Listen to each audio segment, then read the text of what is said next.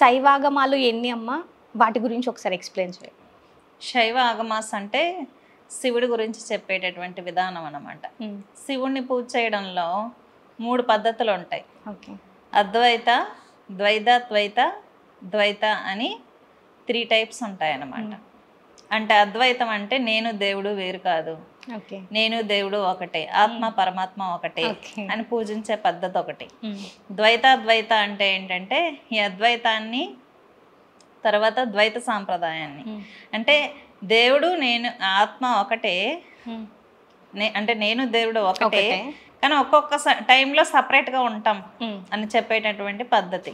ద్వైత సాంప్రదాయం అంటే జీవుడు దేవుడు వేరు, జీవుడు దేవుడిని పూజించాలి అని చెప్పేసేటటువంటి సాంప్రదాయం అనమాట. ఇలాగా శైవ ఆగమాస్లో 3 టైప్స్ ఉంటుంది. శైవ ఆగమాస్ అంటే శివుడు గురించి చెప్పేటటువంటి మాన్యువల్స్, అంటే శివుడికి ఎలా పూజ చేయాలి, గుడి ఎలా కట్టాలి, ఎటువంటి ప్రసాదాలు పెట్టాలి అని చెప్పేదే ఆగమాలు అంటే. ఇక్కడ ద్వైత రూపంలో పరమేశ్వరుడికి 10 శైవ ఆగమాలు ఉన్నాయన్నమాట. తర్వాత ద్వైతాద్వైత సాంప్రదాయంలో 18 రుద్ర ఆగమాలు ఉన్నాయి. తర్వాత స్వామివారికి అద్వైత సాంప్రదాయంలో శివుడికి పూజ చేయడానికి 64 భైరవ ఆగమాలు ఉన్నాయన్నమాట. అంటే అద్వైతాన్ని బాగా ప్రచారం చేసింది ఎవరు మనకి? ఆది శంకరాచార్యులు వారు. సో 64 భైరవ ఆగమాలు ఉన్నాయి. ఈ భైరవ ఆగమాలని 8 అష్టకములుగా విభజించి ఉన్నారన్నమాట. ఇలాగా ఒక శివారాధనలో ఇన్ని రకాలుగా మనం శివుణ్ణి పూజించుకోవచ్చు. కాబట్టి ఆగమాలంటే ఇంత ఉంటుంది, వేస్ట్ ఆఫ్ సబ్జెక్ట్ ఎంత ఉంటుంది.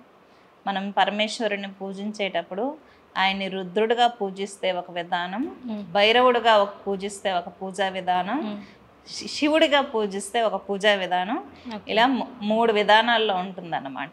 కాబట్టి భైరవుడిని, శివుడి యొక్క ఉగ్రస్వరూపమే భైరవుడు, రుద్రుడు, పరమేశ్వరుడు, ఇలా ముగ్గురిగా మనం పూజించుకోవచ్చు.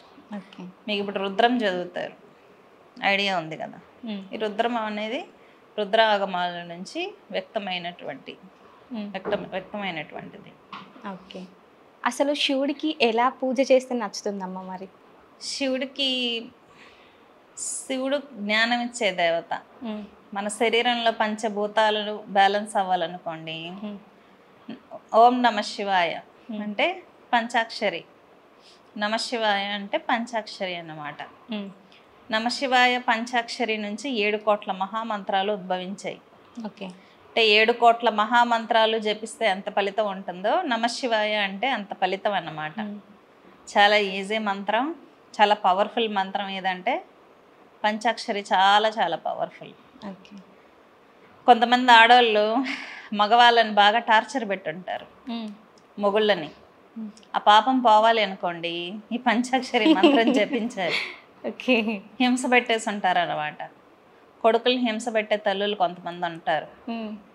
అంటే కొడుకులు అంటే కొడుకుని కోడల్ని దూరం చేసేసి విడాకులు ఇప్పించేసి కొడుకుని హింస పెట్టిన తల్లులు కొంతమంది ఉంటారు.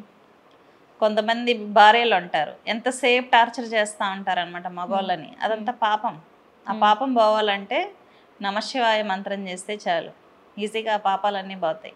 పురుషుల్ని ఎవరైతే హింసించి ఉంటారో ఆడవాళ్ళు పాపాలు పోగొట్టుకోవాలంటే శివారాధన చేయాలి.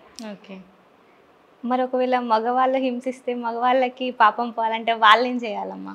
అమ్మవారికి పూజ చేయాలి. అమ్మవారికి పూజ చేయాలి. ఓకే.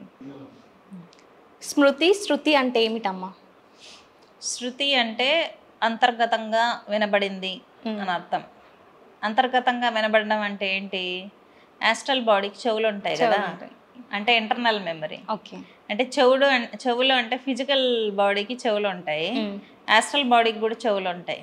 యాస్ట్రల్ బాడీకి చెవులు ఉంటే దాని ద్వారా విని నోట్ చేయడం, ఓకే, దాన్ని శృతి అంటారు. అంతర్గతంగా వినబడినటువంటి వ్యాఖ్యలు. అంటే వేదాలన్నీ ఇక్కడి నుంచి ఉద్భవించినవి అన్నమాట. ఋగ్వేదం, యజుర్వేదం, సామవేదం, అథర్వణ వేదం. అంటే కొన్ని మన వేల మంది ఋషులు తపస్సులు చేసి అందరూ వాళ్ళ కాన్సెప్ట్లు తాళపత్ర గ్రంథాల మీద రాసుంటే వాటినన్నిటిని యాడ్ చేసి 4 బ్రాంచెస్గా డివైడ్ చేశారు. ఓకే. అర్థమైందా? వీటిని శృతి అంటారు. అంటే చాలామంది ఋషులు తపస్సు చేసినప్పుడు యాస్ట్రల్ బాడీకి వినబడినవన్నీ తాళపత్ర గ్రంథాల్లో రాసుకుంటూ వచ్చారనమాట. వాళ్ళకి ఏం వినపడింది? పార్వతీ పరమేశ్వరులటువంటి సంవాదం. అంటే పార్వతీదేవి గురువు రూపంలో ఉండి పరమేశ్వరుడు శిష్య రూపంలో ఉంటే పార్వతీదేవి పరమేశ్వరుడు చెప్పిన దాన్ని నిగమాలు అంటారు. ఓకే. పరమేశ్వరుడు గురువుగా ఉండి పార్వతీదేవికి చెప్పిన దాన్ని ఆగమాస్ అంటారు అనమాట. కాబట్టి ఇలాగా శివపార్వతీ సంవాదం లాగా ఉంటాయి తంత్రాలన్నీ. ఇవన్నీ ఋషులు విన్నారనమాట ధ్యానంలో. ఇవన్నీ విని తాళపత్రాల గ్రంథాల మీద రాస్తే మనకు చాలా వరకు ఇప్పుడు దొరకట్లేదు. ఋగ్వేదంలో చాలా పార్ట్స్ దొరకట్లేదు. ఎంత తపస్సు చేస్తుంటే వాళ్ళు అంతలా సబ్జెక్టు గ్యాదర్ చేసి ఉంటారు యాస్ట్రల్లో. ఇవన్నీ వాళ్ళు విన్నవి, యాస్ట్రల్ బాడీకి ఉన్న చెవుల ద్వారా విన్నవి. మనకి ఇప్పుడు మనం చేసుకునే పూజలు, మన వైదిక ధర్మం, ఇదంతా మన తాతలు ఇచ్చినటువంటి జ్ఞానం అన్నమాట. లోక కళ్యాణం కోసం వాళ్ళ జీవితాలు దారబోసేసి అడవుల్లోకి వెళ్ళి కందమూలాలు తింటూ తపస్సులు చేసి మనకి ఇంత జ్ఞానాన్ని ఇచ్చారు. మనమేమో అసలు పూజ కూడా చేయము. పూజ చేయడానికి కూడా షెడ్యూల్ బద్ధకం అన్నమాట ఈ రోజుల్లో. బద్ధకం. పూజ చేయాలంటే కూడా జనాలకు బద్ధకం. వాళ్ళంతా జీవితాలు త్యాగం చేసి వేదాలు, ఉపనిషత్తులు అవన్నీ తీసుకొచ్చారు. ఎక్కడో ఉన్నటువంటి గుప్త జ్ఞానం అంతా.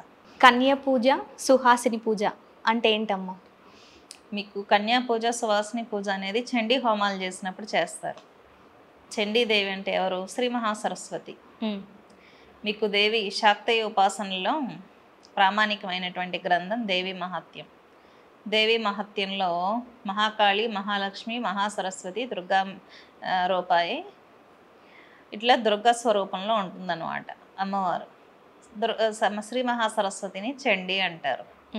శ్రీ మహాసరస్వతికి మామూలుగా ముగ్గురికి కలిపే హోమం చేస్తారనుకోండి, నవవర్ణ మంత్రంతో, దుర్గా సప్తశతితో. అప్పుడు ముఖ్యంగా సువాసినీలకి, కన్యలకి పూజ చేస్తారు. అంటే దేవతా స్వరూపాలుగా భావించి, పెళ్ళిగాని అమ్మాయిలు అనుకోండి అమ్మవార్లుగా భావించి చేస్తారు. పెళ్ళైన స్త్రీలకు సువాసినీలుగా భావించి, అమ్మవారి స్వరూపంగా భావించి వాళ్ళకు కూడా కాళ్ళు కడగడం, పసుపు కుంకుమ పెట్టడం, పాద పూజ చేయడం మీరు గమనించి ఉంటారు కదా బయట టెంపుల్స్కి. అలా చేస్తే చాలా మంచిది. ఎవరికైనా పనులు అవ్వకపోతే అవుతాయి అన్నమాట. ఓకే.